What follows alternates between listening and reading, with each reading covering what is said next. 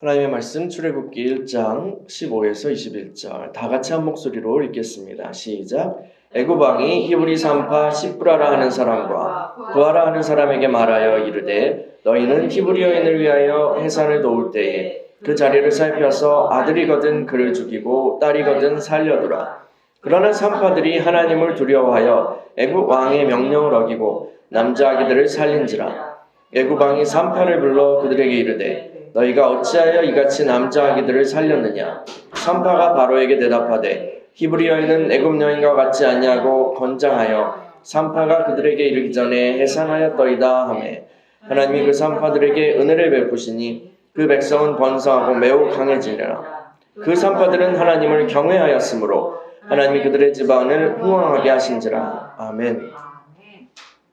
사랑하는 주님, 우리가 주님의 이름으로 모이게 하시니 감사합니다. 주님의 말씀 앞에 서서 주님의 말씀을 경청하게 하시니 감사합니다. 하나님, 우리에게 들을 길을 허락하여 주시고 우리가 그 말씀으로 형성되게 하시며 그 말씀을 통하여서 우리가 열매 맺게 하여 주옵소서.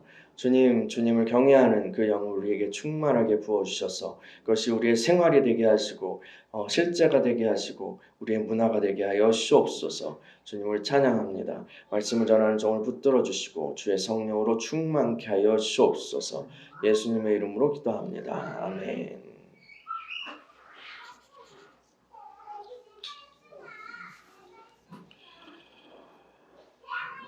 아브라함의 아들 이삭은 야곱을 낳고 또 야곱은 12명의 아들을 낳게 됩니다. 이들은 이스라엘 12지파의 시조가 되죠. 야곱의 아들 중 요셉은 형들에게 미움을 받아서 노예가 되어 애굽으로 팔려가게 됩니다. 놀랍게도 요셉은 노예로 시작해서 애굽의 총리가 되고 오랜 가뭄과 기근으로부터 애굽 사람들을 구원한 영웅이 되죠.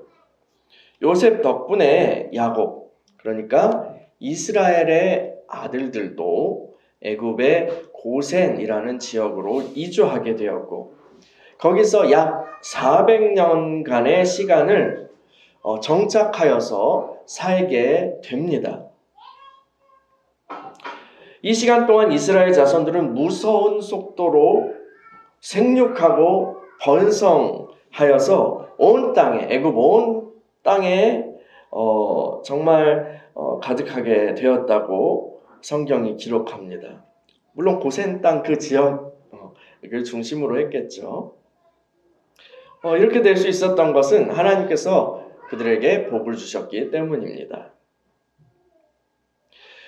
이것이 아브라함, 지난 시간에 아브라함 얘기를 했잖아요. 아브라함 이야기 후에 창세기의 나머지 부분과 또 출애굽기를 시작하기까지의 이야기를 간추려서 요약해 드린 것입니다.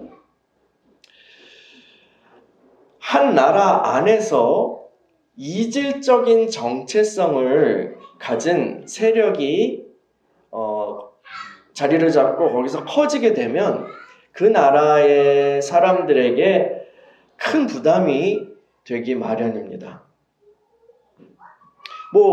미국 같은 나라야 워낙 처음부터 다양한 세력들이 이렇게 모여가지고 이룬 나라기 때문에 그 연합 자체로 어떤 정체성이 형성될 수 있었죠. 그래서 미국의 그것도 유나이티드라는 말이 들어가는 거잖아요. 거기선 다양한 세력들이 그냥 연합한 게 그 나라의 정체성인 거예요. 되게 독특한 나라인 거죠. 그런데 우리나라의 경우에는 소위 단일민족이라는 어떤 정체성을 가지고 있었기 때문에 우리나라에 들어와서 사는 이방인들에게 관대한 편이 아니었어요. 다른 나라에서는 날고 긴다는 그 차이나타운을 형성하고 다른 나라에서는 막 이제 그 세력을 잡고 날고 긴다는 중국의 화교들도 우리나라에서만큼만은 길을 못 폈습니다. 왜 그랬을까요? 국가적으로 그 화교들을 억압하는 그런 정책을 펴서 눌러놓았기 때문이에요. 얘네들이 여기서 크지 못하게 굉장히 어떤 정책을 폈었어요. 그러니까 다른 나라에서는 화교들이 막 이렇게 되게 큰 세력을 잡을 수 있었는데 우리나라에서 못했던 거죠. 이 애굽에서도 이 이스라엘 사람들을 성경에서 히브리인들이라고도 부릅니다. 이 히브리인들의 세력이 점점 이제 커지니까 문제가 되었어요. 그 나라의 문제가 된 거예요. 애굽의 이전 세대는 요셉이라는 정치인에 대한 그 고마운 마음, 또 빚진 마음을 가지고 있어서 그 요셉의 민족인 히브리인들에 대해서도 호의를 가지고 있었어요. 그들에게 호의로 대했습니다. 그런데 이제 시간이 흐르고 세대가 이렇게 바뀌고 요셉을 알지 못하는 그런 세대가 주류를 형성하게 되면서 히브리인들은 애굽의 평화를 해칠 수도 있는 그런 위험 요소로 여겨지게 되었습니다. 우리나라에서도 예전에 그 난민들, 시리아나 이런 쪽에서 온 난민들이 그 넘어오려고 하고 망명하고 그렇게 하려고 했을 때 굉장히 그 의견들이 많았잖아요. 그렇죠? 그래서 그걸 반대하는 그분들을 받으면 안 된다고 얘기하는 쪽에서는 그분들이 이렇게 와서 범죄를 일으킬 수 있다. 그들 중에 테러리스트가 있을 수 있다. 라는 그런 이유들로 인해서 반대를 했죠. 근데 우리나라 이제 정책 자체가 외국인들에게 그 원래 호의적이지 않은 그런 나라입니다. 어쨌든 그 애굽에도 비슷한 그런 현상이 일어난 거예요. 애굽 왕 바로는 그래서 히브리인들의 기운을 확 누르기로 작정을 합니다. 첫 번째 방법은요, 히브리인들에게 고된 노역의 부담을 지우는 것이었어요. 히브리인들은 그래서 어떤 감독들, 애굽인들이겠죠. 그 감독들에 의해서 관리되고 국가적인 어떤 토목 건축 사업의 노동력으로 동원되었습니다. 그래서 고된 그런 노동에 동원이 되면은 힘들잖아요. 힘들고 몸과 마음의 힘이 다 빠지면은 뭐 제대로 이렇게 클 수가 없겠죠. 삶의 여유도 없고. 오늘날도요. 경무와 맞벌이, 야근에 시달리는 그런 부부들은 사랑을 나눌 여유가 별로 없잖아요. 그럴 기운 시간들이 없잖아요. 당연히 아이를 가지는 것도 어렵겠죠. 그걸 노리는 겁니다. 이 애굽 왕 바로가요. 그런데 이상하게도 히브리인들은 억압을 당하면 당할수록 더욱 번성하는 거예요. 아니 그 힘이 어디서 나오는 거지? 초자연적인 하나님의 개입이라고밖에는 생각할 수 없습니다. 이 바로는 그래서 노역의 강도를 더 높여요. 이스라엘 사람들을 괴롭게 합니다. 히브리인들은 강제적으로 나라의 여러 가지 노동 현장에 투입된 것 같아요. 그런데 굉장히 힘들고 또 위험하고 어려운 일들이었겠죠. 그런 일들에 이제 동원되게 됩니다. 애굽 왕 바로는 히브리인들을 억누를 또 다른 사악한 프로젝트를 고안합니다. 아예 그 아기들을 죽여버리는 거예요. 태어나기까지의 그 과정을 힘을 눌러도 태어나니까 아예 이제 애들을 죽여야겠다. 영아 살해 계획을 세웁니다. 그래서 처음에는 이 산파들을 이용해서 히브리인들의 아기를 살해하려는 그런 계획을 세웁니다. 오늘 우리가 읽은 본문이 바로 그 이야기죠. 출애굽기 1장 15에서 16절을 같이 읽어볼까요? 15에서 16절 시작. 애굽왕이 히브리 산파 시브라라 하는 사람과 부하라 하는 사람에게 말하여 이르되 너희는 히브리 여인을 위하여 세상을 도울 때에 그 자리를 살펴서 아들이거든 그를 죽이고 딸이거든 살려두라. 애굽 왕은 히브리 산파 시브라와 부하를 불렀습니다. 그리고 이렇게 말해요. 너희는 히브리 여인들을 위해서 해산을 도울 때에 그 자리를 살펴서 아들이거든 그를 죽이고 딸이거든 살려두라. 오, 정말 끔찍한 생각이에요. 그렇죠? 산파에게 신생아 살해를 명령한 것입니다. 산파는요, 오늘날의 조산사 내지는 산부인과 의사라고 할 수 있습니다. 그런데 산파 시브라와 부하의 정체성에 대해서는 조금 해석의 여지가 있습니다. 우리가 가진 성경에는 히브리 산파라고 되어 있죠. 히브리 산파라고 번역되어 있습니다. 이렇게 읽으면 이 산파들이 히브리인일 것이라고 그렇게 읽히죠. 그런데 성경을 읽는 많은 사람들이 히브리 여인들에게 자기 민족을 해하는 그런 일을 맡기는 그런 것이 말이 돼? 바로의 그런 행동이 말이 될까? 라고 약간 퀘스천을 달았던 모양이에요.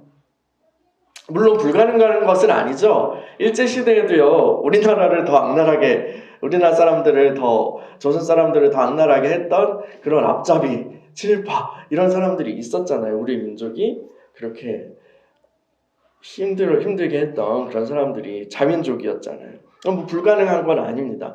그런데 아까 얘기했던 그런 의문을 품은 사람들이 있어서인지 70인역이라는 성경이 있어요. 70인역은 예수님의 시대에 사도들의 시대에도 있었던 성경인데요.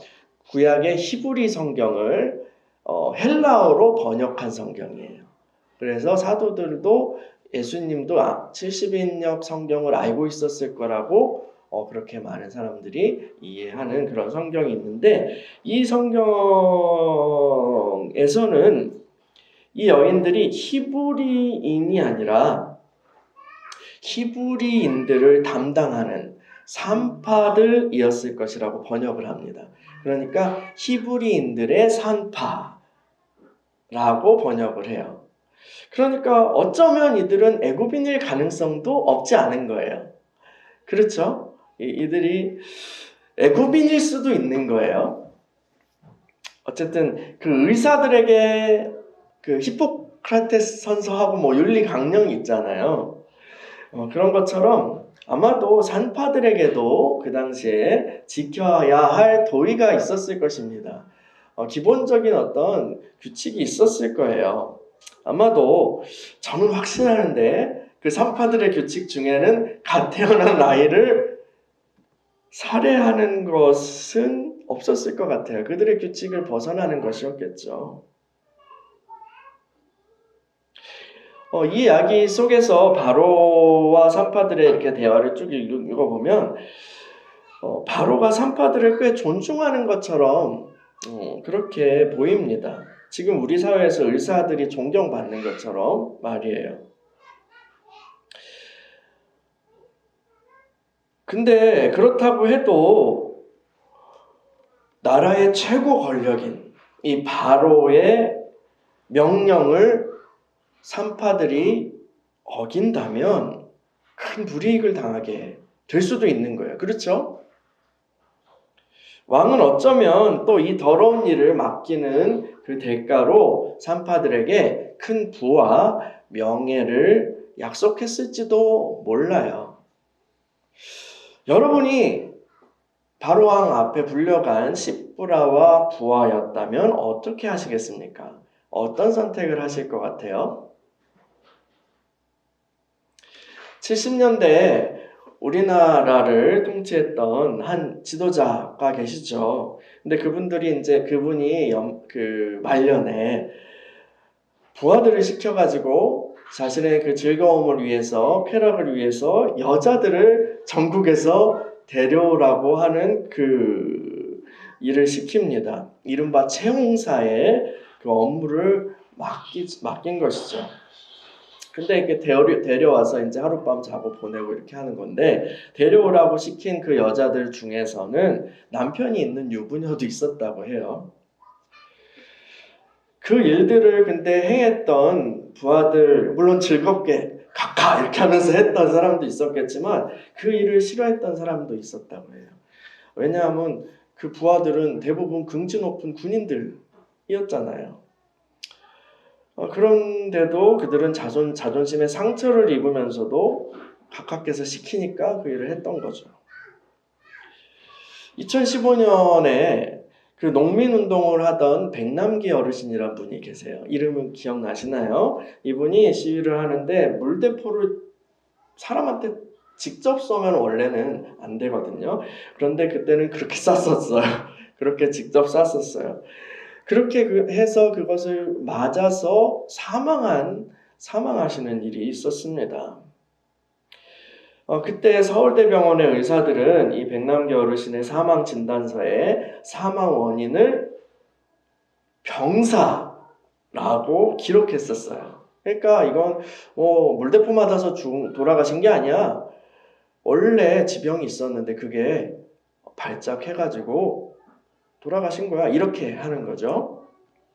그런데 이제 그 일이 있고 한참 후에 병원 측은 사망 원인이 사실 병사가 아니라 외부로부터 어떤 이유, 충격을 받아서 그렇게 사망한 것이라고 변경을 했어요. 그리고 사과를 했습니다. 검색을 해보세요, 뉴스를요. 근데 처음 사망 진단서를 왜 그렇게 썼을까요? 권력의 압박이나 혹은 회유에 의해서 거짓말로 의사가 자기 양심을 판 거죠. 또 국정원 같은 정보기관에서 국내 정치 선거에 개입을 하면 될까요? 안 될까요? 원칙적으로 안 됩니다. 그 민주주의를 해치는 거예요. 그런데 그런 기관에서 선거에 영향을 주기 위해서 거짓말로 댓글도 달고 사람들 사찰도 하고 국내 사람들 사찰도 하고 이렇게 하면서 정치에 민주사회가 된 이후에도 계속해서 정치에 선거에 영향을 주었던 것을 우리는 알고 있습니다. 나라를 위해서 큰 뜻을 품고 그 국정원에 들어간 젊은이들이 이제 그런 일들을 했던 거죠. 근데 위에서 시키면 하게 돼 있습니다. 그리고 자기 자신도 이건 나라를 위한 일이라 라고 생각했겠죠. 이렇게 양심과 긍지를 가진 사람들도 권력의 압박을 받으면 자신의 신념과 어긋나는 일들을 하게 됩니다. 어떤 사람이 우리를 비롯해서 어떤 사람이 조직 안에 들어가면 그 조직의 명령 체계를 따라야 하죠. 보스가 혹은 조직의 상사가 시키면은 더러운 일도 해야 합니다. 선량한 시민, 좋은 아빠, 엄마라도 악덕 기업에 들어가면 악한 일들을 해야 될 수 있는 거예요. 수년 전에 유제품으로 유명한 모 기업이 있어요. 거기서 대리점 업주들을 착취하고 모욕하는 그런 일들이 밝혀져서 문제가 된 적이 있습니다. 그 기업은 이제 그때부터 국민적인 불매운동의 대상이 되었죠. 저도 웬만하면 그 기업 거는 안 사는데요. 그런 거 말고도 큰 기업에서 일하는 사람들이 하청 기업이나 작은 기업에서 일하는 사람들을 부당하게 대우하는 그런 일들은 비일비재합니다. 근데 그런 일들을 행한 그런 사람들이, 그 회사의 직원들이 사이코패스, 소시오패스라서 그런 행동을 했다고는 생각지 않습니다. 대부분 보통 사람들이겠죠. 어쩌면 예수를 믿는 사람들일 수 있어요. 집사님일 수 있고 장로님일 수 있고요. 권사님일 수도 있고요. 그런데 그렇게 행동을 하는 이유는 조직의 명령을 따라야 했기 때문일 것입니다. 물론 그렇다고 본인의 선택이 없었다라는 건 아닙니다.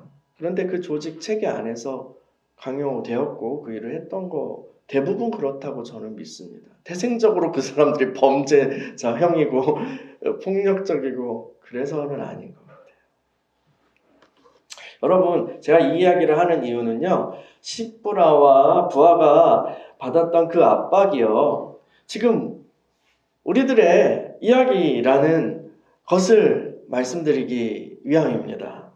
지금 우리들의 삶의 현장에서 빈번하게 겪을 수 있는 혹은 겪는 그런 일들인 것입니다. 다시 성경의 이야기로 돌아가 볼까요? 산파들은 어떻게 행하였을까요? 아이사레 프로젝트에 동참하였을까요? 출애굽기 1장 17에서 19절을 같이 읽어볼게요. 시작. 그러나 산파들이 하나님을 두려워하여 애굽 왕의 명령을 어기고 남자 아기들을 살린지라. 애굽 왕이 산파를 불러 그들에게 이르되 너희가 어찌하여 이같이 남자 아기들을 살렸느냐. 산파가 바로에게 대답하되 히브리 여인은 애굽 여인과 같지 않냐고 권장하여 산파가 그들에게 이르기 전에 해산하였더이다 하매. 할렐루야. 산파들은 애굽 왕 바로의 명령을 어기고 남자 아기들을 살렸어요. 대단하죠? 이렇게 할 수 있었던 까닭은 무엇입니까? 성경이 뭐라고 설명하죠? 네, 맞습니다. 산파들이 하나님을 두려워하였기 때문입니다. 그러나 산파들이 하나님을 두려워하여. 아멘. 이 바로 왕도 두려운 존재예요. 바로 왕은 신의 아들이에요. 그 애굽에서요. 어느 바닥에서든 힘 있는 사람의 미움을 사게 되면 그 바닥에서 일을 하고 먹고 살기가 어렵게 됩니다. 그렇죠? 왕의 미움을, 근데 온 땅을 다스리는 그 왕의 미움을 사게 되면요, 애굽 땅에서요 편하게 살기 어려울 거예요.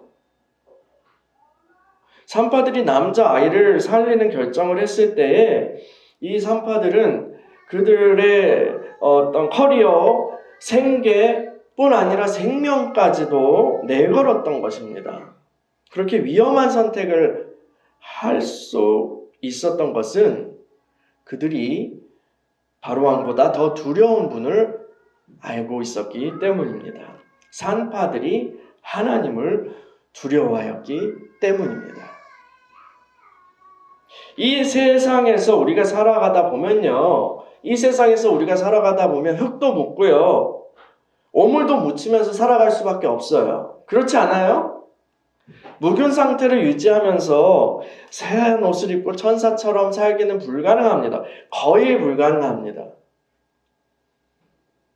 그래서 주님께서는 제자들에게 이 땅에서 비둘기같이 온유할 뿐 아니라 어떻게 해요? 또 뱀같이 지혜롭게, 뱀같은 지혜로움을 발휘하면서 살아가라고 말씀하신 것입니다.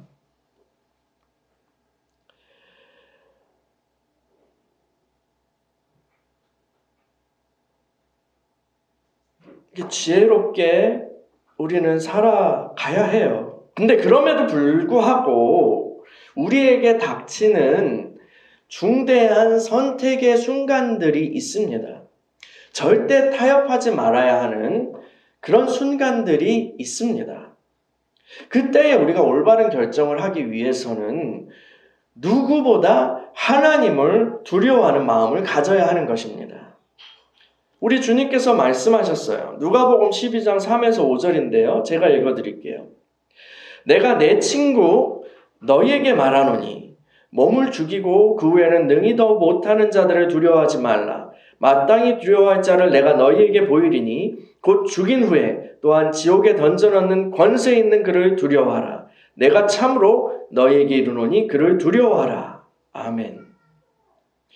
몸을 죽이고 그 이후에는 아무것도 못하는 그런 세상 권세를 두려워하지 말고 죽인 후에 지옥에 던져넣는 그 권세 있는 그분 누구일까요? 하나님 아버지를 두려워하라. 정말로 내가 친구들인 너희들에게 말하는데 하나님을 두려워하라고 주님 말씀하신 거예요. 여러분 뉴스를 보면요, 끔찍한 죄를 지은 사람들의 이야기가 많이 나와요. 그런데 그런 행동을 하는 사람들 중에 알고 보니 그리스도인들이 있다는 것에 우리는 더 놀라게 되죠. 그냥 그리스도인도 아니고 집사님이고 장로고 혹은 목회자 가족들이고 아들들이에요. 아들, 딸들이에요. 또 목회자도요. 목사들 중에서는 배우자 몰래 바람을 피우는 그런 사람들도 있습니다. 그리고 심지어는 자매들을 성적으로 착취한 그런 사람들도 있습니다. 그런데 그러고도 계속해서 목회를 이어나가는 사람들이 있습니다.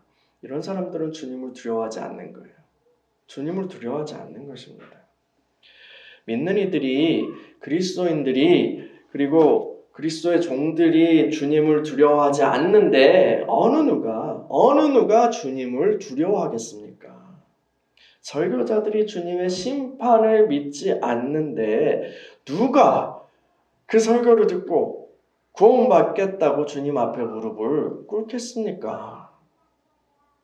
우리 위에 정말로 회복되어야 하는 그것은 주님 두려움, 주님 경외함입니다. 주님을 경외하는 그 영을 우리에게 부어주시길 간구합니다. 출애굽기 1장 20에서 21절 같이 읽어볼게요. 나머지 부분이요. 20에서 21절 시작. 하나님이 그 산파들에게 은혜를 베푸시니 그 백성은 번성하고 매우 강해지니라. 그 산파들은 하나님을 경외하였으므로 하나님이 그들의 집안을 흥건하게 하시니라. 아멘. 하나님께서는 산파들에게 은혜를 베풀어 주셨어요. 바로에게 해를 입지 않게 보호해 주셨습니다. 그리고 이 사건으로 인해서 이 산파들의 결단으로 인해서 이스라엘 백성들도 더욱 번성하고 강해져 갈 수 있었어요. 또한 두 산파들에 대해서 하나님 잊지 않으셨어요. 두 산파들은 하나님을 경외하는 자들에게 약속된 그 복을 받게 되었습니다. 우리 시편 112편 거기에 나온 복이요. 시편 112편 1에서 3절 제가 읽어드릴게요. 할렐루야. 여호와를 경외하며 그의 계명을 크게 즐거워하는 자는 복이 있도다. 그의 후손이 땅에서 강성하며 정직한 자들의 후손에게 복이 있으리로다. 부와 재물이 그의 집에 있으며 그의 공의가 영구히 서 있으리로다. 아멘. 하나님을 경외하여 올바른 선택을 한 산파들에게 하나님께서 복을 주셨습니다. 하나님께서 그들의 집안을 흥왕하게 하셨어요. 공동번역 성경은요, 하나님께서 그들의 후손을 일으켜 주셨다. 그들의 산파들의 후손을 일으켜 주셨다라고 번역하고 있습니다. 할렐루야.